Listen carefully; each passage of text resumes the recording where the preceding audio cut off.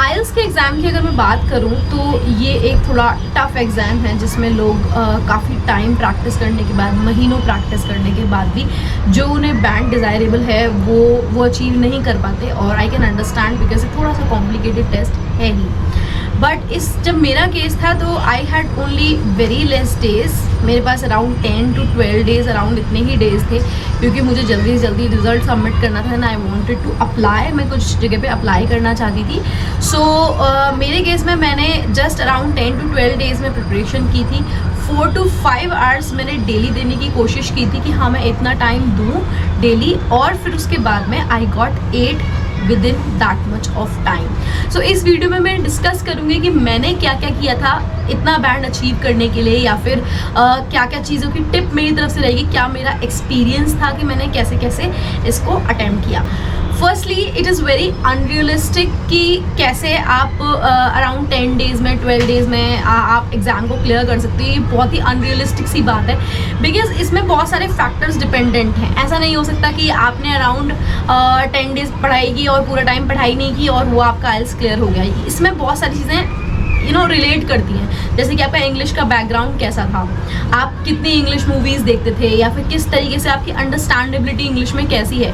तो वो सब फैक्टर्स बहुत डिपेंड करते हैं।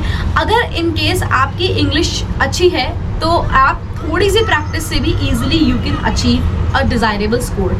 बट जो लोग बिलो बेसिक हैं या बेसिक हैं तो वो लोग सेम प्रोसीजर को फॉलो कर सकते हैं but in a long span. आप सेम चीज़ को थोड़ा ज़्यादा प्रैक्टिस के साथ में कर सकते हैं। इस वीडियो में मैं आइल्स की स्पीकिंग, रीडिंग एंड लिसनिंग से रिलेटेड बात करूँगी। राइटिंग में मैं इसमें बात नहीं करूँगी because writing itself is a vast chapter, it can not be covered in one video. ये वन वीडियो में कवर करना तो इम्पॉसिबल है। Firstly I talk about IELTS speaking.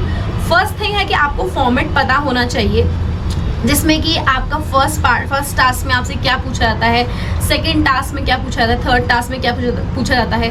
Like in first task you are generally asked some general questions like what do you think about this, about your family, your neighbourhood, where you live and all of these factors.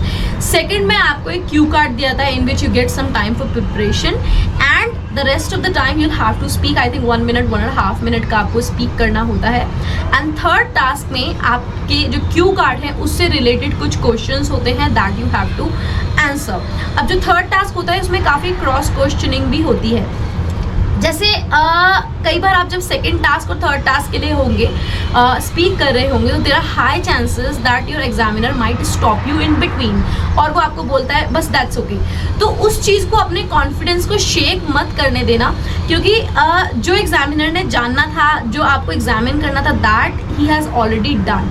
तो वो already हो चुका है, तो उसको लेके आप confidence अपना शेक नहीं होने देना कि भाई मेरे को तो बीच में रोक दिया, इसका मतलब मैं ख़राब बोल रहा था या खराब बोल रही थी, तो वो आपको एक प्रॉब्लम करेगा। फर्स्ट तो चीज़ आपको ये थोड़ी सी आपको करनी है। सेकेंड, मैंने जो मक्कर का पीडीएफ है वो मैंने रीड किया था। मक्कर का पीडीएफ बहुत अच्छे से, बहुत अच्छा बोलते हैं, जिसमें आपको काफ़ी सारे क्यू कार्ड की लिस्ट मिलेगी, काफ़ी सारा थर्ड टास्क भी मिलेगा।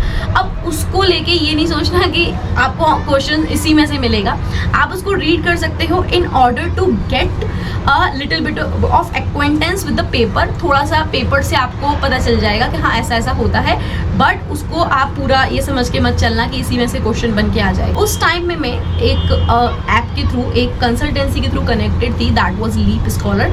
मैं यहाँ पे लीप स्कॉलर को रिकमेंड नहीं कर रही हूँ, ऐसा नहीं है कि मैं उसको कुछ आपको अप्रोच करने के लिए कह रही हूँ, बट उस टाइम पे जब मैं कनेक्टेड थी तो उन्होंने मुझे एक ऐप बताया जो उनकी ही कंपनी का था, that was IELTS prep by Leap Scholar. आप इस ऐप को डेफिनेटली अपने फ़ोन में डाउनलोड कर लो, या फिर अगर आपको ऐसा कोई और ऐप पता हो तो यू कैन डाउनलोड इट। उस ऐप में क्या है कि आपके पास ना बहुत सारे ग्रुप आपको मिल जाएंगे, बहुत सारे ग्रुप आपको मिल जाएंगे। उसमें आप जाके रात को 1 बजे भी कनेक्ट करोगे ना यार, तो 1 बजे भी आप कॉन्वर्जेशन कर सकते हो।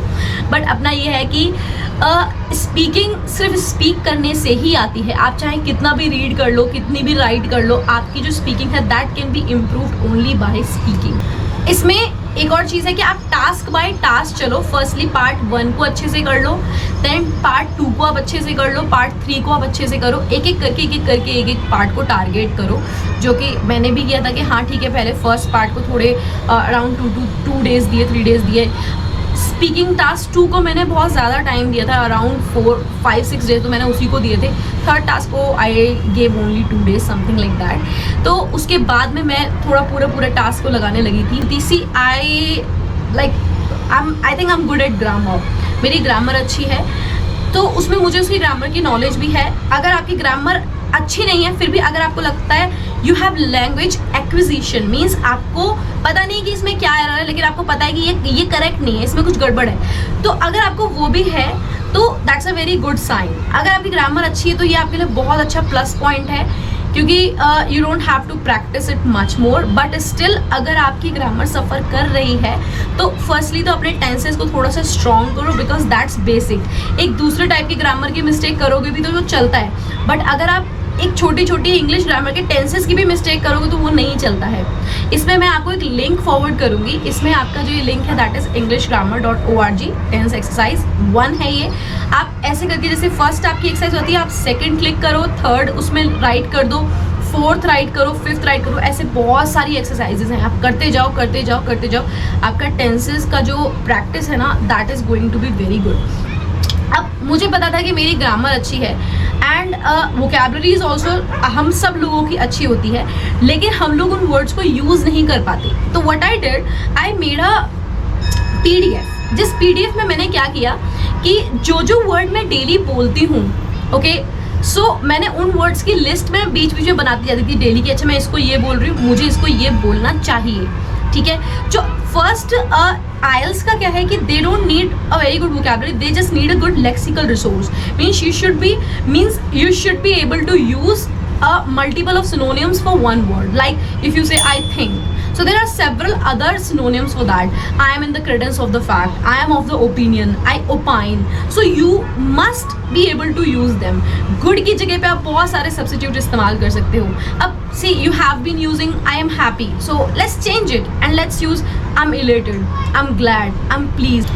जब वोकैबुलरी की बात हो ही रही है तो उसमें आप ना सबसे पहला जो सब्स्टिट्यूट आपको ढूंढना है वो ढूंढना है येस और नो का, क्योंकि ये तो आपके क्वेश्चन बनेंगे ही बनेंगे जब आपसे पूछा जाएगा do you think that this is correct, तो आपको येस बोलने के बहुत सारे तरीके पता होने चाहिए, undoubtedly, obviously, I believe so उसमें क्या है कि आपके पास में ऑप्शंस होंगे तो you would be able to give them variety. तो ये PDF मैंने बनाया था, so if you need this PDF and if you need any sort of assistance just to mail me, I will definitely assist you, but I will only be able to entertain only serious enquiries और the people who are really serious about it. तो उसको आप मुझे mail करिए, I will definitely revert it to you, okay. अब मैं आपकी कुछ मिथ जो हैं, कुछ चीज़ें जो हैं वो मैं आपकी तोड़ना चाहूँगी, कुछ चीज़ें आपको एक कॉन्फिडेंस आपका बूस्टअप करना चाहूँगी, बिकॉज मेरा कॉन्फिडेंस इस चीज़ से बहुत बूस्टअप हुआ है। सी, the most important thing for your IELTS speaking test is your confidence. Most important thing, more than anything I'm telling you. मैं आपको एक कैसे बोल सकती हूँ, see, I am in habit of using my hands. When I talk with my face, with my eyes, with my hands also. So मैं उस चीज़ की हैबिट में हूँ, बट मैंने कई YouTube वीडियोस देखी थी कि अपने हैंड मत मूव करो, अपने हैंड्स को, वो डिस्ट्रैक्टिंग हो सकता है, but I think if you are like this then it is very difficult to give your idea। तो मैंने अपने पूरे एग्जाम के टाइम में उसको सुने बगैर मैंने अपने हैंड्स को मूव भी किया, but in a formal way, थोड़ा इस तरीके से, ज़्यादा मतलब फेस के पास नहीं, but yes here, okay. So I told them everything, I explain everything by using my hand. And जब उन्होंने मुझे सेकेंड टास्क दिया तो मैं थोड़ा सा ना डिस्ट्रैक्टेड थी because of some personal thing, तो मैं कुछ डिस्ट्रैक्टेड थी। जब उन्होंने सेकेंड टास्क क्यू कार्ड दिया तो मैं उस टाइम पे उस 1 मिनट में प्रिपेयर करने के बजाय पता नहीं क्या हुआ, मैं उस चीज़ के बारे में सोचने लगी और मेरा माइंड ना, मैं उस 1 मिनट में कुछ भी प्रिपेयर नहीं कर पाई। बट मैंने अराउंड, आई थिंक मेरे को जब उन्होंने टाइम अप करने को बोला था, अराउंड 10-15 सेकेंड्स पहले मैंने अचानक से, मुझे पता नहीं, मुझे लगा रहे मैं क्या कर रही हूँ, व्हाट एम आई डूइंग। तो फिर मैंने थोड़ा सा अपने आप को वो किया और 2-4 पॉइंट लिखे कि अच्छा, उन्होंने मुझसे क्वेश्चन पूछा था कि what is your like favourite tourist city और टूरिस्ट प्लेस, तो मैंने उत्तराखंड बोला कि उत्तराखंड है, और वहाँ पे मैंने कुछ डिटेलिंग दी कि क्या कहते हैं, तो मैंने फटाफट से 10 सेकंड्स में लिख लिया कि मैं एक्सक्यूजिट बोलूँगी, इसमें सीनिक ब्यूटी बोलूँगी, बट मैं फिर भी बहुत कम चीज़ें बोल पाई। मतलब मुझे लगता है मैं बेस्ट उसमें दे सकती थी, बट मैं उतना बेस्ट नहीं दे पाई, but still I was able to get 7.5। मैं बिना मतलब 7.5 अगर थोड़ा सा डिस्ट्रैक्शन के साथ में कर सकती हूँ विद कॉन्फिडेंस, तो आप 8 भी लेके आ सकते हैं, 9 भी लेके आ सकते हैं। और उस टाइम पे अभी मान लीजिए कि अपने कॉन्फिडेंस को अगर मैं शेक होने देती तो मेरा थर्ड टास्क भी स्पॉइल हो जाता है कि अरे मेरा सेकंड टास्क खराब हो गया, अब तो मेरा थर्ड टास्क भी बेकार हो जाएगा। बट वही चीज़ मैं आपको बार बार बोल रही हूँ, don't let your confidence shake. Now अब आइल्स स्पीकिंग के बाद मैं आपको आइल्स रीडिंग एंड लिसनिंग के बारे में बताती हूँ। But IELTS reading and listening कैसे सब्जेक्ट्स हैं कि इसके लिए जो सबसे इंटीग्रल, सबसे जो इम्पॉर्टेंट चीज़ है वो है आपकी प्रैक्टिस। आपको दुनिया भर की कितनी भी आप टिप्स ले लो, कितनी भी वीडियो देख लो, जो सबसे इम्पॉर्टेंट चीज़ है, सबसे जो बड़ी चीज़ आप कर सकते हो वो है आपकी अपनी प्रैक्टिस। विदाउट प्रैक्टिस इसमें आप कुछ नहीं कर सकते। अगर मैं आपकी लिसनिंग की चीज़ बोलूँ, जैसे कि मैंने अभी बताया कि बैकग्राउंड कितना मैटर करता है कि आपका इंग्लिश का कैसा बैकग्राउंड रहा है। अगर आप बहुत सारी मूवीज़ देखते हैं, बहुत सारे पॉडकास्ट सुनते हैं, तो वो आपके लिए एक हेल्पफुल चीज़ रहेगी अब इस पॉइंट पे, ठीक है। लेकिन अगर आप नहीं सुनते हैं तो start doing it. Different movies देखिए, एक इंटरेस्टिंग, ये तो इतनी इंटरेस्टिंग एक्टिविटी है, ये मैं आपको आइल्स लिसनिंग के लिए बताना चाह रही हूँ कि अपनी मूवीज़ को ज़रूर देखिए। साथ साथ में I recommend you to watch it by headphones instead of earphones, because वहाँ पे भी हेडफोन्स होते हैं तो वॉइस थोड़ा सा इको करती है, तो वो आपको एक आप कंफर्टेबल उससे हो जाओगे, उसे अडेप्ट कर लोगे। फर्स्ट थिंग तो यही है कि आपको फॉर्मेट पता होना चाहिए कि उसका क्या क्या फॉर्मेट है, कितने टास्क होते हैं, कितने सेक्शंस होते हैं। सेकंड, आपको डेली 1 सेट आपको लगाना ही लगाना है। एक सेट तो डेली का आप एक रूल बना लो कि मुझे करना ही करना है। अब वाइल प्रैक्टिसिंग आई फेल्ट कि मुझे जो मैप्स एंड डायरेक्शंस वाले क्वेश्चंस है ना, उसमें थोड़ी सी ट्रबल आती थी, थोड़ी सी प्रॉब्लम होती थी, क्योंकि वो मेरे को एक ना डिफरेंट सा होता था कि हाँ ठीक है, इसमें वो पोजीशन बोलता था इधर है उधर है, तो वो थोड़ा सा कंफ्यूजिंग था।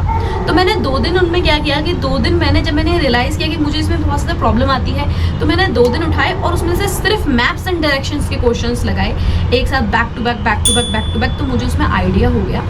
साथ में आपको ना इसमें जो प्रेपोजिशंस होती हैं वो आपको अच्छे से पता होनी चाहिए मैप्स एंड डायरेक्शंस को करने के लिए कि ओवर, अक्रॉस, अगेंस्ट, इन सब का क्या मीनिंग है। Like I am standing against the wall, so आप वॉल के अगेंस्ट खड़े तो उसका क्या मतलब है। इससे आप मैप्स एंड डायरेक्शंस वाले जो क्वेश्चंस हैं उनको ईजिली आप एनकाउंटर कर सकते हैं। बाकी कुछ छोटी छोटी चीज़ें हैं जैसे कि कैपिटल लेटर्स करना, कैपिटल लेटर्स आप अपनी आंसर्स करने में कैपिटल लेटर का यूज़ करिए। साथ में स्पेलिंग मिस्टेक्स को अवॉइड करिए। अगर आपको लग रहा है कि कोई स्पेलिंग मिस्टेक आप बार बार कर रहे हैं तो उसको एक बार लिख लो यार, और उसको थोड़ा देखते रहो बार बार, जिससे कि आपको वो स्पेलिंग मिस्टेक्स आपकी जो अपनी राइटिंग स्किल से है you can overcome it quickly. अगर आप ग्रामर में मिस्टेक कर रहे हैं तो उसके लिए मैंने आपको स्पीकिंग में ऑलरेडी एक मैंने लिंक दिया है कि आप उससे अपने टेंसेस को एटलीस्ट अच्छे से कर सकते हैं। मैं लिसनिंग में ग्रामर क्यों बोल रही हूँ, क्योंकि कई बार क्या होता है कि हमें ना आंसर हम गेस कर पाते हैं on the basis of our grammar knowledge. अगर आपका 2 लिखा है and after that there is a fill up, तो 2 के बाद अगर फिलअप है तो आपको कहीं ना कहीं पता होगा कि मुझे वहाँ पे अगर वर्ब लगानी है तो मैं वर्ब की फर्स्ट फॉर्म ही लगाऊंगा। लाइक अगर आपके लिसनिंग के स्पीकिंग के पार्ट में उसने ING करके बोला, बट आपको पता है कि यहाँ पे ग्रामर की नॉलेज की वजह से आप बच जाओगे। बहुत सारे मार्क्स आपके ग्रामर की नॉलेज की वजह से बच जाती हैं। एंड बाकी तो चीज़ एक यही है कि आप प्रैक्टिस करिए, जितना प्रैक्टिस कर सकते हो। अपनी कमियों को पकड़िए कि मेरी क्या कमी है, उस कमी पे फटाफट से वर्क करो because you don't have much time.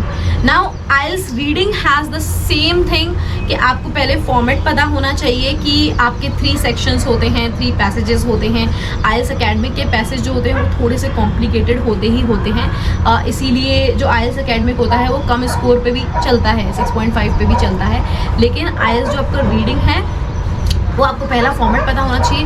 दूसरा, जो मैंने हर जगह पे देखा है कि क्या बोलते हैं कि 20 मिनट्स में आप फर्स्ट टास्क अपना कंप्लीट करो, 20 में सेकंड करो, 20 में थर्ड करो। बट मैंने इसका थोड़ा सा सिस्टम अपने लिए अलग किया था। I did it in the way 15, 20, 25। मतलब 15 मिनट्स में मैंने फर्स्ट टास्क को कंप्लीट किया, 15 मिनट्स में सेकेंड टास्क को कंप्लीट किया एंड 15 मिनट्स में फर्स्ट टास्क को कंप्लीट किया, 20 मिनट्स में सेकेंड एंड 25 मिनट में थर्ड। मैंने इस तरीके से प्रैक्टिस की थी क्योंकि फर्स्ट वाला टास्क ऑब्वियसली थोड़ा सा ईजी होता है। आइल्स में वैरायटी के क्वेश्चंस होते हैं, रीडिंग में आपका ट्रू फॉल्स होता है, मैचिंग हेडिंग होती है, MCQs होते हैं। तो आप क्या करिए कि task by task, question pattern by question pattern उसको करने की कोशिश करिए। सबसे पहले ट्रू फॉल्स उठाओ क्योंकि सबसे ज़्यादा जो ट्रबल करता है, सबसे ज़्यादा जो कंफ्यूजिंग होता है वो ट्रू फॉल्स ही होता है। आइल्स में ना इंस्ट्रक्शंस बहुत मैटर करती हैं। आपकी आइल्स में इंस्ट्रक्शन दी है कि ट्रू फॉल्स और नॉट गिवन है क्वेश्चन, और जो आंसर ट्रू था आप उसे येस करके आ गए तो ट्रू और येस का मतलब एक है, लेकिन आपके वहाँ पे मार्क्स कट जाएंगे क्योंकि ट्रू को वो येस कंसिडर नहीं करेंगे। अगर आपका मान लीजिए आपको उन्होंने बोला कि गिव आंसर इन 1 वर्ड और अ नंबर, तो आप वहाँ पे वर्ड भी लिख सकते हो, नंबर भी लिख सकते हो, बट आप उसमें 2 कैरेक्टर्स नहीं दे सकते, आपको उसमें 1 देना पड़ेगा। तो ये छोटी छोटी इंस्ट्रक्शंस बहुत मैटर करती हैं। इस तरीके से एक एक क्वेश्चन टाइप को आप कवर करिए। पहले आप ट्रू फॉल्स कर सकते हो, देन मैचिंग हेडिंग, MCQs, इनको आप कवर करके 1 बाय 1 करने की कोशिश करो।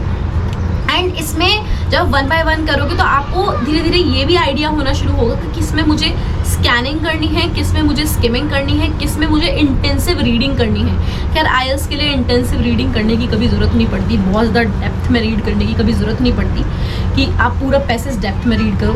आप पहले स्कैन करो कि मुझे रीड कहाँ करना है, फिर उस छोटे से पार्ट को आपको डेप्थ में रीड करना पड़ता है। तो ये कुछ इस तरीके के फॉर्मेट चीज़ें आपको पता चलनी शुरू हो जाएंगी जब आप डेली प्रैक्टिस करोगे। एंड कुछ क्वेश्चंस जो होते हैं आइल्स में वो ऑर्डर में होते हैं। ऑर्डर में यानी ट्रू फॉल्स आपका हो गया, आपके फिलअप्स हो गए, ये सारे के सारे आपके ऑर्डर में आपको मिलते हैं। यानी अगर आपका फर्स्ट आंसर आपको यहाँ मिला है ना, तो सेकंड आंसर आपको उसके बाद ही मिलेगा। तो अगर आपको सेकंड नहीं मिल रहा ना, तो थर्ड ढूंढ लो। थर्ड यहाँ है तो सेकंड इसके बीच में कहीं ना कहीं यहाँ पे होगा। तो ये आप छोटी छोटी टिप जो है ना वो आपको प्रैक्टिस करके ही समझ में आएंगी।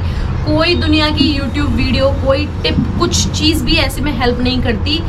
इवेंचुअली आपकी अपनी प्रैक्टिस, आपकी अपनी मेहनत आपको आगे तक लेके जाएगी। तो I can only guide you, मैं आपको सिर्फ गाइड कर सकती हूँ और कोई भी इंसान आपको सिर्फ गाइड कर सकता है।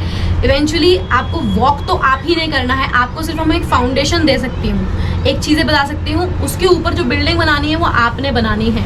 और किसी भी टाइप की आपको दूसरी कोई भी असिस्टेंस चाहिए तो please mail me, I am all here. मैं मेल का बहुत रिस्पॉन्सिव हूँ मेल पे। एंड जो आइल्स राइटिंग को लेके है, ऑलरेडी ये वीडियो बहुत लंबी हो चुकी है, तो मैं नहीं चाहती कि मैं आपको ज़्यादा एक ही वीडियो में एक कंटेंट दूँ। I don't want to bombast you with a lot of knowledge. So aisles writing I am going to cover in another video, just to wait for it. Thank you.